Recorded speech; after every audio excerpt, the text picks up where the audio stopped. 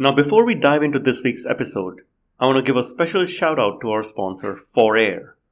4Air is leading the way with the industry's first framework to address aviation's climate impact, offering clear, verifiable pathways to reduce and counteract aircraft emissions.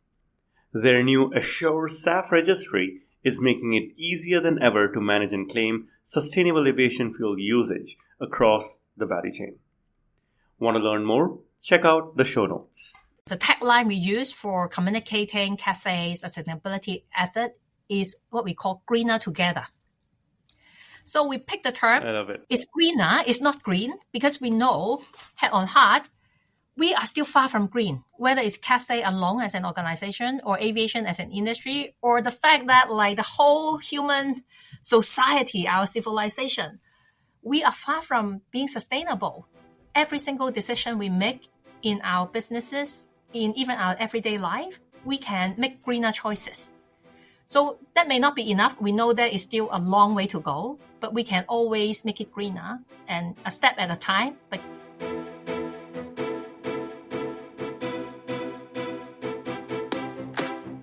welcome to Sustainability in the Air, the world's first podcast dedicated to sustainable aviation. I'm your host, Cheung, the CEO of Simply Flying. Every Thursday, I have important conversations with top aviation executives, technology entrepreneurs, and policymakers helping aviation take climate action. Conversations that help separate the signal from the noise. Whether you are a frequent flyer or an airline executive, if you care about sustainability or simply love traveling, welcome aboard. My guest today is Grace Cheung. Grace is the General Manager of Sustainability at Cathay, one of Asia's leading airline groups. You will notice this is one of the first large Asian airlines, other than Emirates, that I've had on the show. So there are some very unique perspectives that Grace brings to the table. She's had a very unique journey from marketing to sustainability leadership over the last 7 years. She also serves as the Vice Chair of IATA's Sustainability and Environmental Council and contributes heavily to oneworld's sustainability initiatives as well. In this episode, Grace shares insights about industry collaboration, Cathay's sustainability journey, and why she believes making aviation greener together requires participation from every stakeholder in the value chain.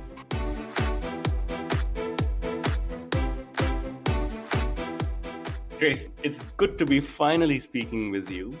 You're one of those rare people who have moved from a brand and marketing role into a sustainability executive role. Tell me about this transition and how does this feel? yes, I think my career or my journey to sustainability is quite unexpected, I would say. Actually, I joined that Cathay many years ago as a management trainee. So that program took me to many different roles within the airline, including even my first year in the IT department, but then moving on to a number of commercial responsibilities, including spending more than 10 years in the marketing communications department before I transferred to and landed at my sustainability role about 7 years ago. What's interesting is 7 years is already a long time in sustainability. Most people in sustainability are a couple of years. And you've done this 7 years after doing 10 years of brand and marketing. Quite the transition. I think the transition was quite interesting at that time because I actually knew nothing about sustainability at that point. I think what I knew best to do was to switch off the light when I left the room and putting any aluminium cans into the recycling bins. That's like where I was.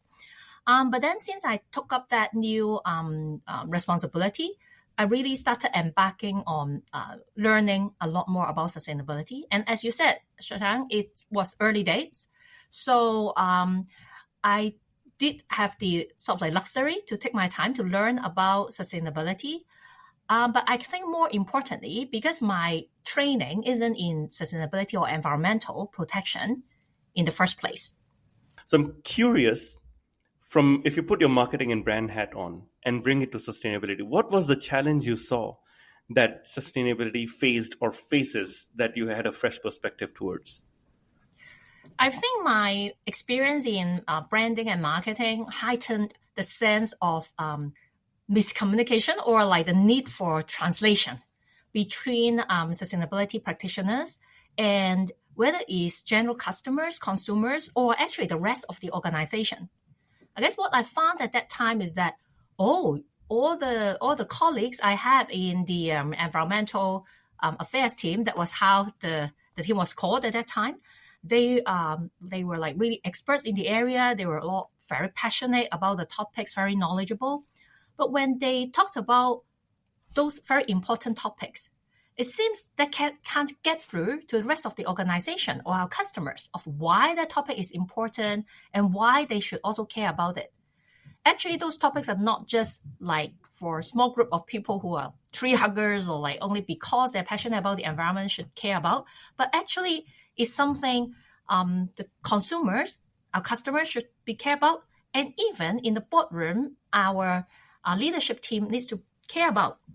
So I guess from my background, not only coming from brand and marketing, but also have worked in different parts of the organization, I see the role that I could play is more like bridging what the environmental team and the sustainability team understands, and understanding what our leadership team, our customers think is important, and try to use it in languages that like non-practitioner could understand to tell the story, to help the rest of the organization understands why this topic is important and why they should also care about it.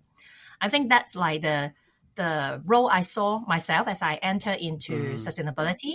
And also, I think that's a great partnership I have had since that day 7 years ago, that I need to work with the experts in my team. And at the same time, I need to work with them to translate what they see as the important initiatives to the rest of the organization and to our customers and other stakeholders as well. Wow, it is such an understated yet such an important role to play, to be able to uplift the message, to be able to simplify the message, not just from a customer perspective, but you're very right. The board level. Why do decisions need to incorporate sustainability or environmental concerns beyond just growth and new planes, right? It's so important, and I'm so glad that you're able to play that bridging role. Yes, but I think the way I look at it, I just happened to be at the right position at the right time. I think the way I see that, how sustainability topic, especially climate change, which is a very important topic for many people around the world, but I think specifically for airlines, that's a very important environmental topic. And it's the changing expectation of the landscape, especially I think in terms of disclosure required by different regulators or the stock market. That really send the message through to the boardroom. So the board members know, okay, we now need to really have like personal liability in understanding how the organization is, what's the strategy, what we have been doing in terms of all these important environmental topics. And that has really helped started some of the very strategic conversation to happen in boardroom. That's amazing. You've been only in sustainability for 7 years when it was called the environmental department. I'm sure at that time it was more about compliance with international regulations. How have you seen the progression at Cathay Pacific from sustainability going from compliance to, you sourcing your own locally made SAF with EcoSeries, right? We'll get there. But how's this transition been in the last 7 years? I think I'm lucky. I've been standing on the shoulders of many giants because Cathay started its environmental effort like really early. We published our very first external environmental report back in 1998. That's like probably like definitely the first company in Hong Kong doing that, but I suspect it's probably a very first few even in Asia doing such external disclosure. Were you required to do this, or was this voluntary? No, I wonder. Those are totally voluntary. So I guess the point I tried to make was that it's a long journey, but we started early, and the way I see it is a journey. So as you said, probably for every company to start, the bottom layer, the first starting point is compliance. Compliance meaning you don't have a choice. Whether you like it or not, you still have to do it because otherwise the regulators won't allow you to continue to operate your business in that part of the world. So that's a no-brainer, right? If you want to continue the business, you need to do it. So compliance is the starting point for everyone. And then I think for the second layer or step 2, the way I see it is that for certain sustainability issues, there is also the added benefit of commercial driver doing that. It's a very obvious case for airline. Our biggest environmental footprint is carbon emission. And it just so happened that it's directly related to how much jet fuel we use. And jet fuel is usually the biggest single cost item for any airline you see around the world. So roughly average for global airline, it's account for 1/3 of total cost for any airline. So every airline have all the commercial incentives to reduce their jet fuel usage to improve the efficiency. And as a result, that's kind of like result in better environmental footprint and impact. So that's the second layer of like, kind of like, okay, you're doing something good for the environment, but because there is commercial driver behind it. The first layer that I see for a company to move on in their sustainability journey is beyond the tangible commercial benefits, but more intangible benefits, whether it's in terms of risk mitigation or building a stronger, brand name, etc. So I think in our case, we see certain topics that kind of like could potentially damage an airline's brand and incur risk in the long run. For example, what's the airlines doing in protecting wildlife? Do we have very solid policy and execution to combat wildlife trafficking or even human trafficking, modern slavery? So all those are like to do the right thing in advance so as to mitigate the risk of publicity damage and also weaken people's trust in the airline. Of course. It's so rare that people mention the word trust from the airline perspective when it comes to sustainability. But I think it is the most important thing. That's why we are now focused on sustainability as a new practice at Simplifying. For 17 years, we've helped on brand because it's about trust. And now it's about sustainability as part of the brand. And it's so refreshing to hear someone from a sustainability team, not the brand team, talk about trust. So thank you for bringing that up. Hey, you're welcome. I think that's one of the magic, I think, about working in sustainability. What you mentioned is the kind of like the overlap or crossover between sustainability and branding, marketing, communications. I think the interesting thing about sustainability is that actually there is that overlapping or you need that consideration for sustainability across every part of the business. So from airlines perspective, I think, of course, marketing communications we talked a bit about, but that's also true on sustainable finance. Of course, not from the finance market point of view, but from the airline's perspective, how would our sustainability performance affect our access to capital, about how we can secure insurance in the long term, or even getting some of those, transition financing, green financing, so all those. Equally for operational side, that like kind of like a lot of the tangible or intangible things about sustainability, whether it's about carbon emissions or the use of plastic, reducing waste, using more sustainable resources, those decisions are being made daily within our operational team when they choose one product over the other, one product design over the other. Correct. So it happens all along in the customer experience design in terms of the operation of choosing what method to use.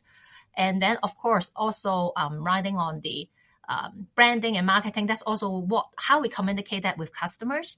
And can we ride on the serious effort that we have been doing in our sustainability work to enhance that trust, as you mentioned, and further developing that into our competitive advantage compared with like what other airlines have been doing. And if it's something our customers also agree with us, that's really important, how that can turn into brand preference and help make the company stronger and better from customers' mind. This is so interesting, and I want to dive deeper into so many of the topics you mentioned. Let's start with what you just mentioned. Does a more sustainable Cathay Pacific result in a stronger customer preference? Have you studied it? Do you have results for that? We have done some research around that. I think to be completely honest, the major brand driver for airline customers is still like the bread and butter. The network, the destination we fly, are you safe? What's the experience? Are the seats comfortable? Do you perform on-time performance well, etc.? But I guess one interesting layer that you pointed out earlier, in terms of the trust or that brand affinity that customers feel towards a brand, sustainability is not a major factor. But when working with some other factors, it seems to be able to help move the dial to the positive direction. And that's interestingly, as I think we could all expect, quite different profile when you look at different groups of customers. Most obviously with different age group, younger customers have much more awareness and put higher importance on these topics compared with like more mature customers. And there are some geographic difference we observed as well. I think we would it won't be a surprise to the audience that like European customers are generally more aware. But even in Asia, for example, in India or China, sometimes the local context would put the local consumers more concerned about, okay, is it safe? Is it safe in the sense of sort of like environmental pollution? Is this company doing the right thing? That kind of like the product and service they deliver are ticking my box in terms of what they're doing to the environment. Very, very interesting. Now, in the last 7 years in this role, when did you see the needle move from ESG as a whole to sustainability as a priority? Has that needle moved actually? If I reflect on my experience in Cathay, I would say actually ESG and sustainability is very often used interchangeably, the terms. Exactly. But actually, they are different things, right? Mm-hmm. So I think ESG is the terms used more around some sort of compliance and the expectation from financial market. Actually, they would use a lot of the ESG terms. It's a lot about what the company is doing in these three aspects: environmental, social, and governance. But sustainability, I would say, is a broader scope and a longer term time frame. With like I think the classic definition of sustainability is how can we ensure the future generation is able to, fulfill their needs. So that when we meet our needs, how can we make sure the future generation's ability to do so is not, hurt by what we're doing today? So I think that is a much more broader and longer term horizon viewpoint. So if you ask me about reflecting on Cathay's journey on this, I would say actually the sustainability lens, the future generation lens, has always been there quite strongly. As you may know, the brand motto we have is "Move Beyond," and the way we capture that with the sustainability lens is that yes, we want to be able to move people forward in life. Not only for this generation, not only for our customers of today, but also ensuring that our customers of tomorrow will still be able, that we will still play a role in moving them forward in life for future generations. So I think it matches the Cathay's purpose and who we think we are and the role we want us to play to our customers very well. And I think ESG in terms of the disclosure is more like, we would need to Still strengthen compliance. it as the external landscape changes. Of course, we need to do well on that. But I think the deeper underlying of the philosophy of sustainability, that's really in sync with what we believe in Cathay. Yeah. Once again, I love how you brought the overarching brand, Move Beyond, right? And connecting this to sustainability. Once again, it's rare where a brand, I think there are very few airlines which tied in so nicely with the brand. Let's get into the meat of the things. I think one of your biggest initiatives that while my team and I were researching is to get 10% SAF by 2030. But you're in Hong Kong. You're not in Brazil that there's so much ethanol, or in the US with IRA or EU refill you. How in the world are you going to get to 10% SAF by 2030, Grace? Please enlighten me. Yes, that's a really. I'm not sort of like trying to put it easy, because you're right. It's actually a very challenging goal for us to meet. especially considering we are based in Hong Kong. That is, so far, at least up to this point, there is no SAF usage mandate that in our key markets in this part of the world, in Asia. But I think what we see is that it's a challenge, but we are still working very hard towards meeting that goal. So how do we do it? I think first that, as you know, Cathay is an international airline based in Hong Kong, but we do have quite extensive operations to Europe, to North America, and to other parts of the world. So what we see our benefit or the leverage we try to get is that we could source and use SAF from all these destinations we serve. And because they are usually long-haul destinations, long-haul flights would use quite a bit of fuel as well. So the 10% doesn't have to be spreading out evenly for every point that we fly, because the supply chain currently doesn't exist every part of the world that we serve. So how can we source strategically based on their availability and what's the best commercial we can find based on where we fly to globally? So we have done our maths, we have done our homework when we work on the 10% target, that actually even if SAF supply chain doesn't take off in Asia so quickly, we will still be able to fulfill that needs based on the expected supply coming online in Europe or in North America. Of course, there is still a lot of uncertainty whether those are expected supply to come online as well.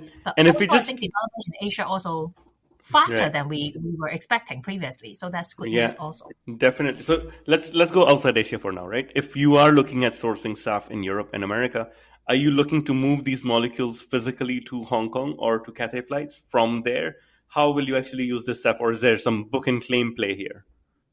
Oh, we don't even need to go to the technical terms like book and claim, but as simple as that, when we fly our flights to, let's say, Europe, it's such a long flight. It's a 12 hours, 14 hours flight from Hong Kong to Paris or to, any point of Europe. And the aircraft would need to uplift fuel locally before they can start their return trip to Hong Kong. So I think it's a simple question for us. We have always been buying fuel, jet fuel from all these airports. It's just a matter for us to mix some of that, not just pure fossil jet fuel, but use some of the SAF when all these aircraft is flying back to Hong Kong from all these destinations around the world. Okay, makes complete sense. Now let's talk about Hong Kong, your big hub, right? Hong Kong traditionally has not had huge refinery capacities, yet you have recently announced a very innovative SAF deal with Ecosiris, a local producer, HSBC, a financier, and Cathay. Are you able to drill down into how does this deal work and how did Cathay play a role in bringing these players together? Yes, I think that deal is quite a special, I think carry very special meaning for us all, because as you mentioned, Ecosiris is you call them local producer, but actually their plants is based in Chinese mainland. But they are actually a unicorn startup company started in Hong Kong, and they're sort of like funded started as a Hong Kong company, but having their first plant being built in Chinese mainland. So the SAF we actually used it for this innovation deal was produced in Chinese mainland, and both HSBC and Cathay, we would call Hong Kong home, I would say. So for these three companies able to put this innovation deal together, and for that SAF, for this program, actually will be, although it's produced in Chinese mainland, it will be shipped to Hong Kong and actually uplifted from Hong Kong International Airport. So they'll be physically on Cathay planes. Yeah, physically on the plane. Exactly. So I think this that's why we all parties involved are so proud and so kind of like engaged in this partnership. But I think how it worked for this partnership, I think is really about seeing the development, the importance of developing local SAF supply chain. Local doesn't have to constrain in the sort of like the boundary of Hong Kong, because Hong Kong is indeed a very small city, as you said, and there's no other sort of like refinery or that type of industrial setup for Hong Kong. But we are part of China, and China is a huge potential and existing major supplier of feedstock required for producing SAF. And there are a lot of the technology development, and we know many SAF plants projects are being worked on at the moment. So we think China definitely have a very important role to play in to become a major SAF producer and to help the whole aviation industry reaching its 10% SAF usage target by 2030, but more importantly, the longer term goal of reaching net zero emissions for aviation with the use of SAF.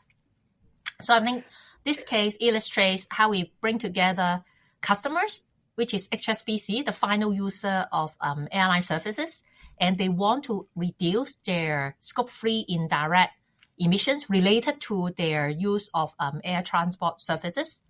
And then EcoCyrus, the producer, and us, the airline operating and really making use of the SAF in our plane, in the plane engine, and how this tripartite approach really bringing all the key players together to scale up the usage of SAF and demonstrate how it can be done.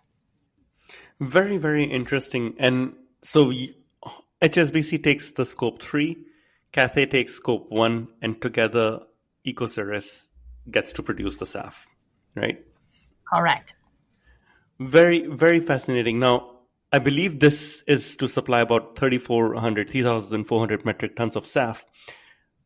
How far does this get you to that 10% goal? And how many more of these do you need then?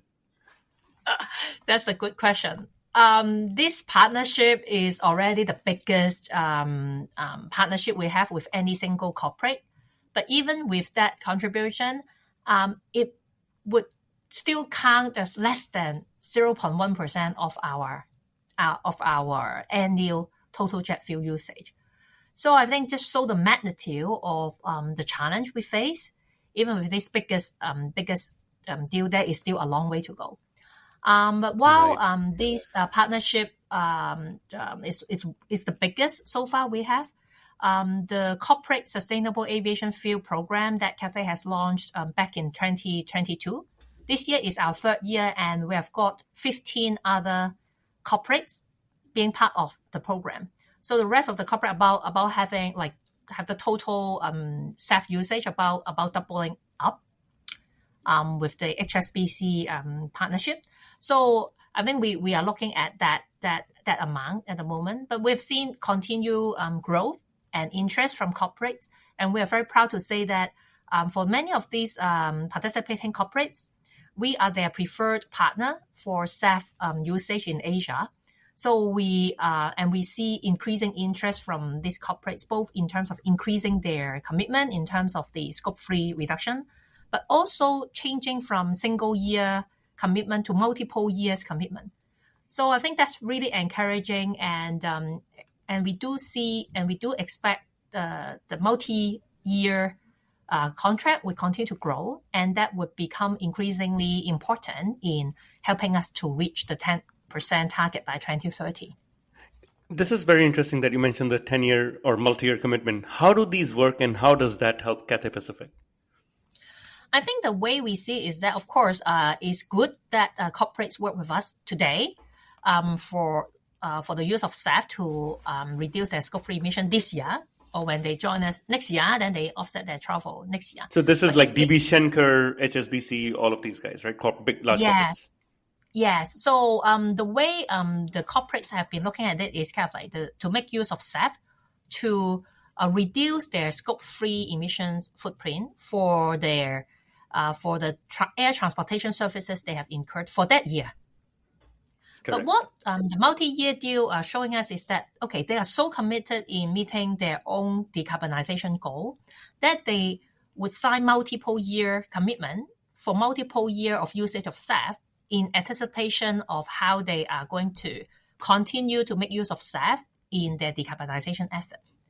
And so I think that's help us to have a more certain projection of how the trajectory will be in the years to come, and help encourage other corporates, for especially those who have committed to, for example, SBTI, Science-Based Target Initiative, that they have, or even on their own initiative, they already set their own 2030 or 2040 decarbonization goal to have longer term planning and commitment in making use of SAF as part of their decarbonization journey.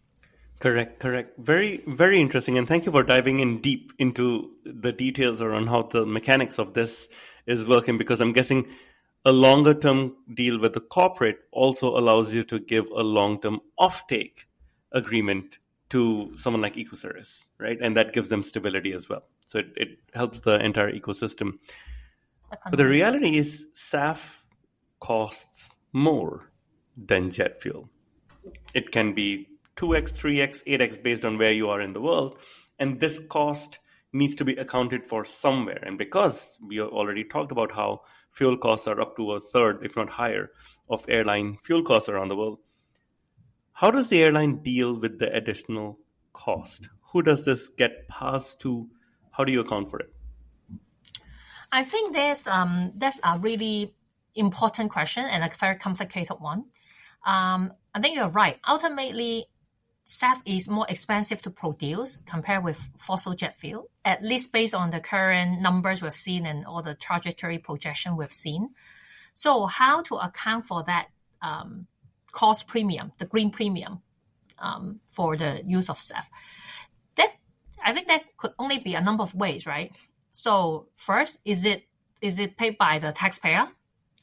I think just like many of the energy transition initiative, at least at the beginning, to get the market started, some form of policy-driven and sort of like regulations-driven motion need to get in place to get that market to develop, to get it off the ground. So some form of government subsidy, grant, loan, etc. need to be in place. You have cited the IRA in US earlier, kind of like the tax credit, the grant provided by the federal government, either going into the research or the development of specific plants, or some other incentive from the US also help bridge the price gap of the SAF and fossil jet fuel. So all those would help get the industry off the ground. But I think after or in combination of that, ultimately, the green premium will become part of the cost that aviation service user need to take into account. Because ultimately, why those costs was incurred is because people need the aviation services, whether it's their personal flying from one place or the other, or getting their goods delivered by air freight. So if the extra emission is generated because of such demand, then the extra emissions, the costs associated to abate those, somehow need to get into the equation as well. Mm-hmm. But how can it be done? I think that's the question mark that I think everyone in the industry we're trying to figure still it out. Kind of like, okay, try to look for the best solution. But I think one of the recent development in Singapore, so Singapore government have announced a SAF levy earlier this year. And basically, they make it very transparent and saying, okay, every passenger needs to pay if you are departing from the Singapore Changi Airport, depending on your flight length, the journey, or the class you travel. This is how much you're going to pay. Whichever airline you are flying with is the same.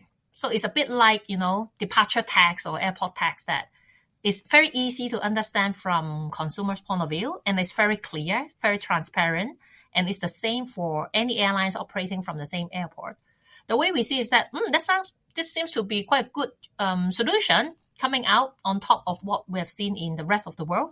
So I think what we see is that it's still early days for SAF and for airline industry. We need more innovative thinking of what is the best way to do it. And we need to continue to find the right solution for the industry to grow, because it's still early days of how SAF developed, how airlines, aviation industry should tackle this challenge of climate change. So I guess it's really about everyone putting the thinking hats on and to share those ideas. And each country, each jurisdiction, everyone has different consideration. And I think it's about the policymakers. If they haven't yet started, they really need to start thinking about, okay, what's the circumstances we are facing and what would work best in our case. So the Singapore is just one example. We're very pleased to see that the Hong Kong SAR government have also just announced in the policy address this year, just a few weeks ago, that Hong Kong will also set the SAF usage target, and it will the recommendation should be completed before end next year, so before end 2025, that they should be done. And of course, the usage target is just one thing, but how to tackle the whole challenges involving supply, involving affordability, involving how to do all that while still maintaining the competitiveness of Hong Kong as a leading international aviation hub. So all that needs a holistic, comprehensive solution, which of course will be working closely in support of the policymakers to make that happen. Of course, Cathay being the largest airline in Hong Kong, I'm glad that you're working together with the Hong Kong government going forward. Now, Grace, we've spoken a lot about SAF. That's obviously because Cathay has long-haul aircraft, wide-body aircraft, and you will need, obviously, a lot of SAF. But there are always multiple pathways that airlines follow. Your colleagues at British Airways recently announced a big carbon removals investment. You've got your oneworld partner, Japan Airlines, investing in new types of aircraft and future aircraft design. You've got other airlines looking at hydrogen, electric. What does Cathay's overall net zero roadmap look like? Because SAF won't get you there alone, right? SAF won't get there alone, but from our internal projection, just similar to the IATA model, that SAF would need to account for at least 60-70% for those reduction. Because as you mentioned, in the case of Cathay, we mainly operate wide-body long-haul aircraft. And from all the industry study, it's a comprehensive study conducted by ATAC, the Aviation Transportation Action Group earlier, talking to manufacturer, engine manufacturer, aircraft manufacturer, and the consensus from all these what we call OEM company, the company and their research team was saying, you know what, before 2050, before the global net zero target date happens, they don't expect to see any wide-body aircraft that can carry 200, 300 passengers from Asia to North America to Europe. That they did not see the possibility of having alternatively energy-powered plane to be able to do that in a commercial viable way before 2050. So whether it's hydrogen or electric or hybrid, we may see products or aircraft using those energy to serve shorter routes to carry less passengers, but they would not be able to operate just like the wide-body aircraft we see serving the global network. The problem is that type of long-haul routes network, the carbon emissions from those routes account for more than 70% of total international aviation emission. In the case for Cathay, that's probably even more because we operate that's your primary bread and butter. A lot of those routes. So I guess that's a long-winded way for me to say, for Cathay, we don't really have other viable choices to really scale up our decarbonization effort besides SAF. Of course, there are other ways. We would also look into hydrogen aircraft for our very small percentage of single-aisle fleet. We would also continue to invest in new generation aircraft. So they wouldn't be able to bring us down to net zero, but they would help improve the fuel efficiency, improve carbon intensity. And each new generation of aircraft could bring savings of up to 10-20% of fuel usage. And we just announced a few weeks ago that Cathay has committed to spend 100 billion Hong Kong dollar. That translates into about 13 billion US dollar in the next 7 years. And with that investments, including the delivery of over 100 new aircraft, the 100 new next generation aircraft, that could help us to further improve on our carbon intensity and carbon emissions over the next 7 years. But just those incremental changes would not be enough. I guess that's what the main point I try to say, that we really need SAF to bring down the emission at a very significant level, because SAF can reduce life cycle carbon emissions by up to 80% compared with traditional jet fuel. So SAF is that important. But having said that, we do expect we still need to use a bit of whether it's carbon absorption, storage that you mentioned some other airlines are exploring, or the use of other carbon offsets credits to cater for some remaining emissions. That's how we anticipate our 2050 net zero target would be met. Right. I think one of the key things here is the aviation industry is very global and collaboration is needed. You have been playing a very active role in the One World Environmental and Sustainability Board. You have been working with IAG. You led the alliance to become the first and only alliance to set 10% SAF target usage by 2030 as well. How are you doing that, and why is this work with One World and other airlines like IAG important? I think the way we see that as is that sustainability challenges are so complex. I think, as you also mentioned, international aviation is also very complex in the sense that if it's only work in one country, one jurisdiction, it won't work because we need it to work in all the places we fly to. So I think working with partners, trusted partners, on things that we can share, best practice to talk about, is very important because the landscape is wide and we all have different experience, different parts of the world to contribute. So I found that my counterparts at the One World Alliance, they have been like one of the most important groups. And I feel very privileged to be able to work with them and to have regular meetings, catching up. So it's like having an in-house consultant. We are the practitioner. We have our own experience in our own company.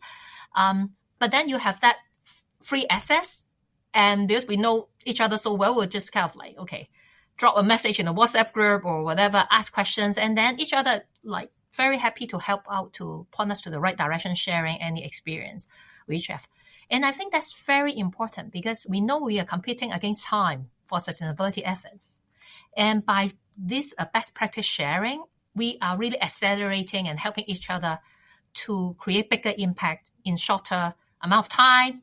And the lessons learned by a particular player can then help others not to make the same mistake. So that's very important.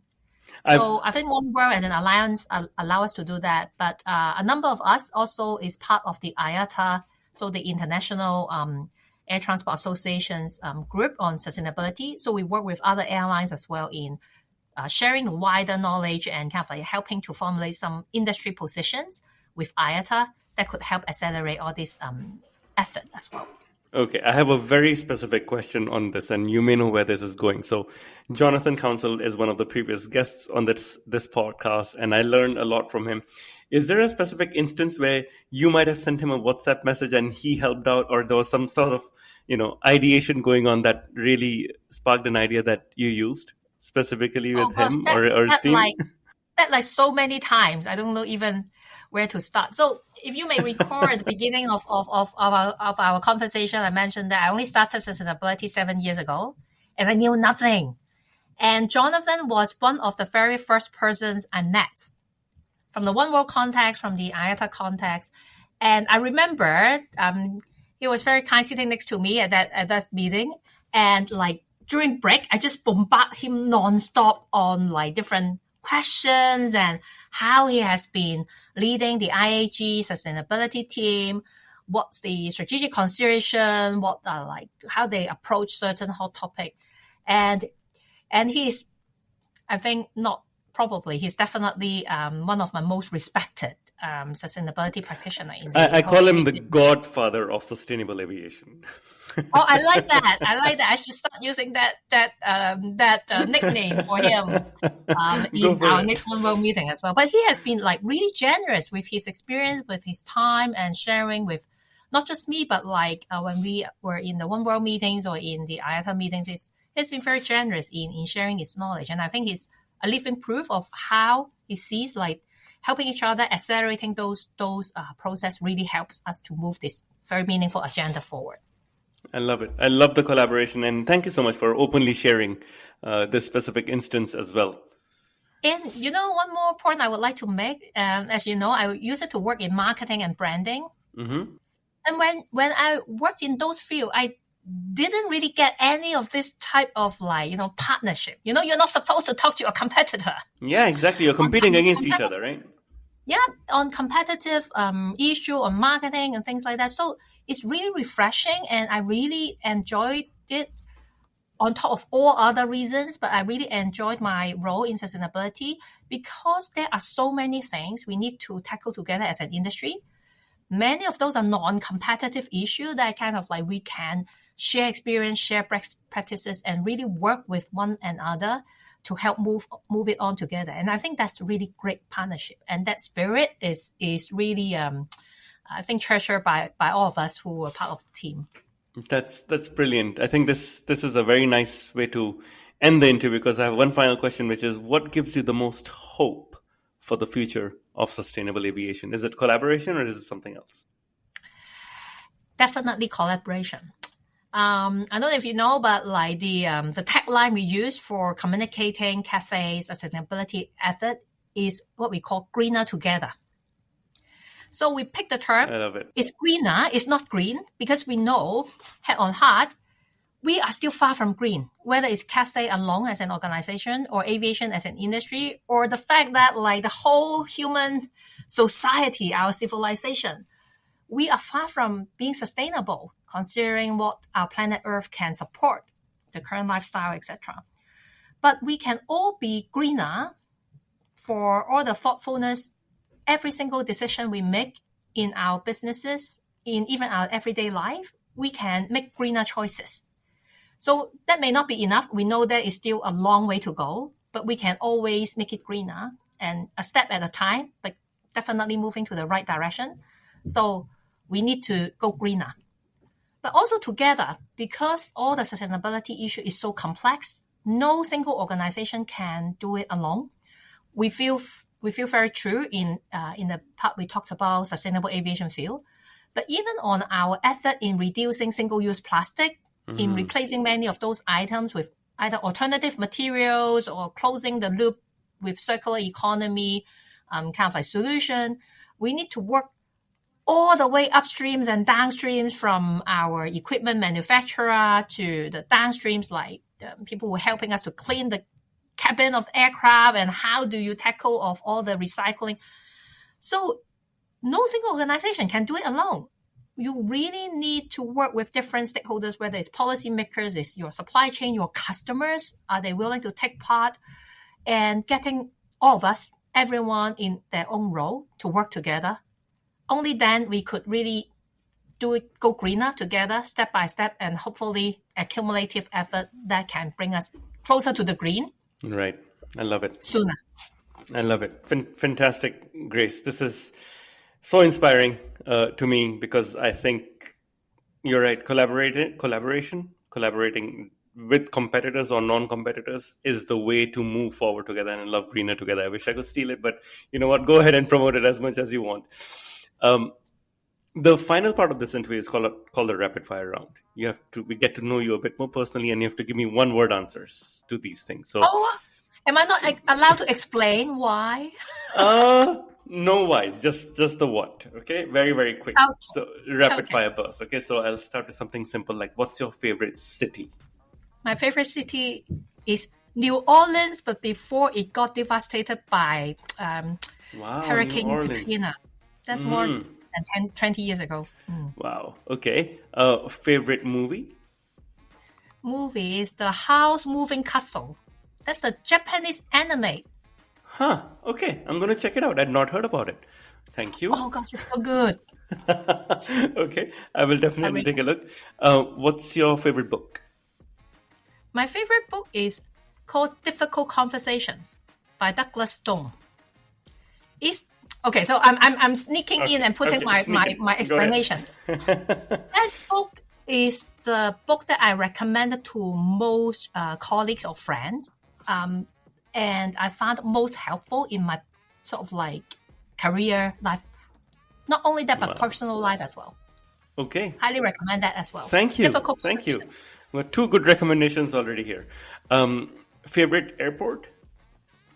Hong Kong, of course. Of course. That's an easy one. What do you do in your free time? reading novels and comics. Okay, I'm starting a airline F Geek book club, and I will add you to it because I've had a few guests who love to read, and we exchange recommendations. That's great. What is something you'd like to learn? I want to learn ukulele or guitar, Okay, but I don't know when that will happen. Someday. maybe on the next long haul flight, you're with the headphones on or something like that. What is the best? Solution. Yeah. What is the best advice you received? Best advice I received. This one is a bit interesting. Actually, I recall a Bible verse. It's a verse from the Bible. Basically, it said something like that. Kind of like, if you try to hold on to your life, you would lose it. But so that's what Jesus said. If you lose your life for me, then you will get your life back. So the meaning is something like that. I can't remember the exact word. But why is it a good advice? The way I take it is that in my career as well, in my experience, when I try to fight for something like my fame or success that I really that I really care about, then I tend to maybe too nervous or get stressed, or because that intent that I want to make it work for me came through so strong that actually may put others off and put me in such a nervous and stressed kind of like mind state that I didn't perform my best. Mm-hmm. But once I let those kind of like, you can say selfish desire, or kind of like I want to get it in my hand down, and when I let it go, and just to really focusing on, okay, what's the best thing to do for this particular topic, this particular challenge, this project? It's not about me, but it's about what's the best solution we can find for the customers, for the company, etc. Then it's kind of like really free myself and free my thinking from that stress, but like really just try to make it work. And I found that kind of like that's quite contagious also. The partners you work with, the colleagues you work with, kind of like seems that they can also like no need to think about right, some personal agenda, but like, okay, let's just try to crack it the best we could. And I found that to be really magical in my career so far once I have that mindset change. Wow. And I think right now in my sustainability role, that's even more true than ever. Is really about bigger good, and not only for myself or for the team, for the company, but for the wider, the community, the people, and the planet as well. So I think that. Wow, I think, Grace, this is turning into a personal therapy session, and I think at this point we should stop recording before this becomes another podcast completely. But I truly enjoyed this conversation, Grace. Thank you so much. Thank you again for having me, Shang. It is like really, for me, it's a dream come true being invited and to speak with you at Simply Flying. So thanks again for the invitation. Thank you for listening to this episode of Sustainability in the Air. Aviation is one of the hardest to decarbonize industries, yet there are multiple paths to get to net zero. Awareness is key to a green future. So please give us your support to help our sustainable aviation insights reach a wider audience. You can do this by sharing this episode on your network, on LinkedIn, Twitter, or even WhatsApp. Or perhaps you might consider leaving a review on Apple Podcasts, Spotify, or wherever you listen to this episode. You can start a conversation with us by writing to us at podcast@simpliflying, that's simply with an i.com. And for more content on sustainable aviation, please visit our website green.simpliflying.com and join the movement. Sustainability in the Air is an original podcast by Simplifying. The show is produced by Juraj Toth in Slovakia. Dirk Singer is our Director of Sustainability, who leads research for each interviewee out of Greenwich, UK. Shubhadeep Pal is our Supervising Editor based out of Mumbai and Singapore. The articles are written by Ayushi Badola in Dehradun in India and Meera Hull in Montreal, Quebec. Creative design is led by Ligia Esteve in Montreal. Baiba Drimen is the project director for the show based out of Valencia, Spain. Special thanks to Wendy Sim in Singapore. And I'm Shashank Nigam, the CEO of Simplifying and your host. Please feel free to connect with me on LinkedIn.